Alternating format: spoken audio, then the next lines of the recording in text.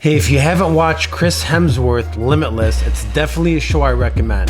Here's the reason why. There's 6 episodes where he goes through 6 crazy challenges in life that nobody really looks forward to or actually forces himself in, and this man does. He's wealthy, he's fit, he's a celebrity. He doesn't have to do these, but he still does them. Now, the whole show is based on creating longevity in your life, how to live longer. And it's not the average tips that you hear from your doctor every single day. It's not the regular things like drinking a lot of water and taking medicine.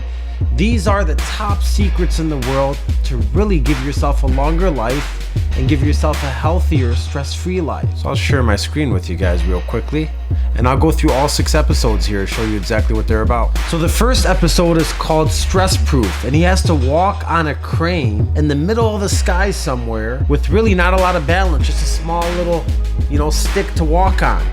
And in this episode, what I like specifically about it is one of the things he did to practice for this crane walk was he got his body and his mind used to stressful situations. One of the things they did was they tied his hands and he was drowning in the water and practicing coming up with tied hands and tied feet. And that was one thing that got his mind ready in the mental state to prepare for stress. And I thought that was an amazing exercise to actually prepare yourself for stressful situations, so when they happen, you're not in shock. It states you can reduce the risk to your health by dialing down the reaction to stress.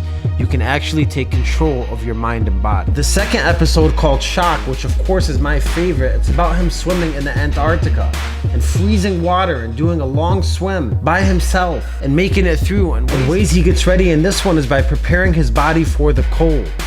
And the biggest takeaway from this video is because now, even after this challenge, he says that he's doing cold showers, ice baths on a routine basis in his life, is the scientific research indicates subjecting yourself to extreme cold and extreme heat can force your body to upgrade its defenses. Episode 3 was a crazy one. It was about fasting, and I always thought fasting was good, and I always did intermittent fasting. I did 24-hour fasting, and I thought I was doing it right. And this episode specifically, it talks about the 4-day fast, going 4 days with nothing. And in this episode, he goes 4 days with nothing. He swordfishes for his dinner at the end of the 4 days, and he ends up eating, and he talks about how amazing the experience was to actually taste and eat the food. So the 4th day of your fast is actually where your body starts burning and killing off all of the bad cells in your body. It leads to enhancement of emotional and physical well-being and improvements in relevant cardiovascular and general risk factors, as well as subjective health complaints. A 4-day fast, something that I'm definitely gonna try. In episode 4, he does an epic rope climb off of a helicopter. And in this whole episode, he trains all of his body muscles that he hasn't trained before. He actually straps up to all of his muscles to see which ones need the work for this rope climb, and he works on those muscles particularly. What that episode taught me was there's levels to strength and exercise. If you think you're working out right like I did, there's so many levels above, and this episode shows you that. Going on to episode 5, where they work on the memory. They get lost in a big trail and they have to find their way with no technology, no GPS, no map or anything, just strictly based off memory.